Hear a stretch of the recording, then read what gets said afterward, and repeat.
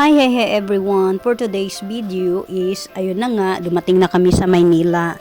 Pagka landing namin sa Maynila is, nag-antay kami ng confirmation sa hotel kung pwede na ba kaming pumasok ng maaga. Kasi dumating kami sa Maynila around 3:30. So, gusto na sana namin pumasok around 4 or 5. So, habang tinatawagan ko sila, nagko-confirm ako kung pwede na ba mag-early check-in. So, ayun na nga, nag-confirm yung hotel. So, kailangan magbabayad lang kami ng additional payment. So, nag-decide na lang din ang asawa ko na pumasok na lang kami ng hotel. Pumunta na lang din kami sa hotel. Di baling magbayad kami ng additional kahit bayad na yung ilang days na pag-stay namin. Kaysa naman mag-aantay kami sa airport hanggang 12 o'clock kasi ang check-in is 2 o'clock, ang check-out is 12 o'clock pala, ganon. So, nagbayad na lang kami ng additional payment. Thanks God, nakarating din kami ng safe sa hotel. Nag-grab taxi kami. Kaya eto, makapagpahinga na din. Syempre, checking tayo sa ating bahay na or sa hotel na ating titirhan for ilang days or ilang weeks. Bilang nanay na maarte or masilan sa mga kama na titirhan natin o hihigaan natin, nag-double check ako sa kama, sa CR at ayun may nakita kong stain marumi sa kama kaya pinapalitan namin bago kami humiga. Late na kami nakatulog ni Nicole, around 6 na siguro, kaya tinanghali kami ng gising. At ayun na nga, pagkagising namin naligo kami kasi lalabas kami para bumili ng pagkain namin. Very nice they make. Ang galing, di ba?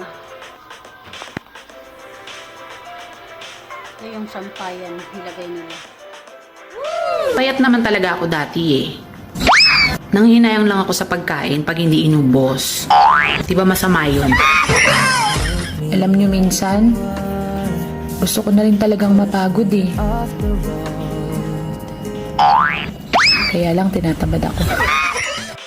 Pagkadating namin sa embassy, nawindang ako ng bonggang-bongga dahil ang sabi ng consul sa akin, mali daw ang documents na naibigay ko sa kanila.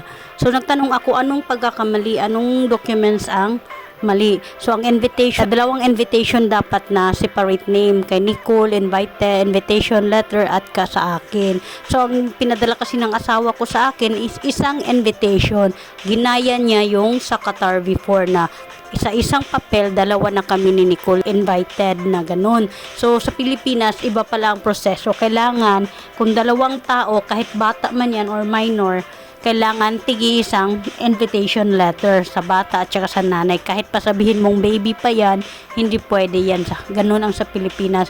So, sa appointment namin na yun, is hindi kami tinanggap. Denied yung application namin. So, on the next day, bumalik kami. Anong pakiusap ko, ayaw talaga nilang tanggapin yung documents ko kasi nga mali ang invitation letter na pinadala ng asawa ko. So, ayun na nga, nag-usap kami ng asawa ko. Talo pa kami ng asawa ko kasi ayaw niyang maniwala na mali yung invitation letter niya.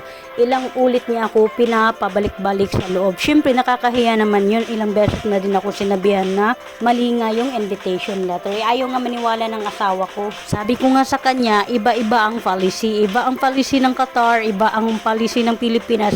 And every country na pupuntahan natin, iba-iba ang policy ng mga embassy. Dapat doon tayo magtatanong kung ano yung mga requirements o ano ba dapat gawin. So, ang nangyari, nagpadala ulit ang asawa ko ng bagong invitation at sinend sa akin through email. Print out ko naman. Pagkatapos nun, kinabukasan, bumalik ako sa embassy. At pinakita ko yun sa kanila, yung receipt din na pinadala na sa akin ng asawa ko papuntang Pilipinas. Within 1 week, matatanggap nila ang both original na invitation.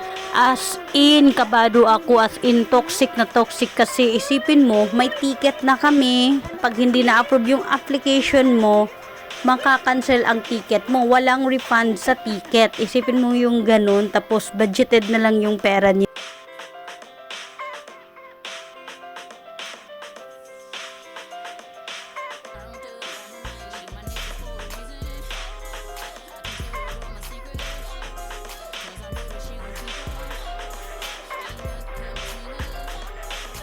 Isa sa mga pinakamadalas na pagkakamaling nagagawa natin ay yung nagmamahal tayo ng sobra na halos wala nang matira para sa ating sarili.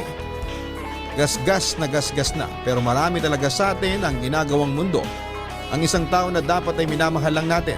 Ang pagmamahal ng isang tao ay parang enerhiya na pwedeng maubos. Lalo na kung hindi naman ito nasusuklian ng tama. At lahat tayo ay marunong mapagod kahit gaano pa natin kamahal ang isang tao.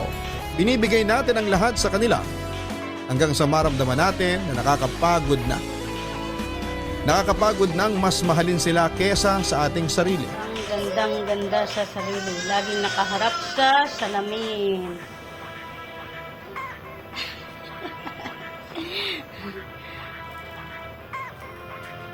Laging nakaharap sa salamin.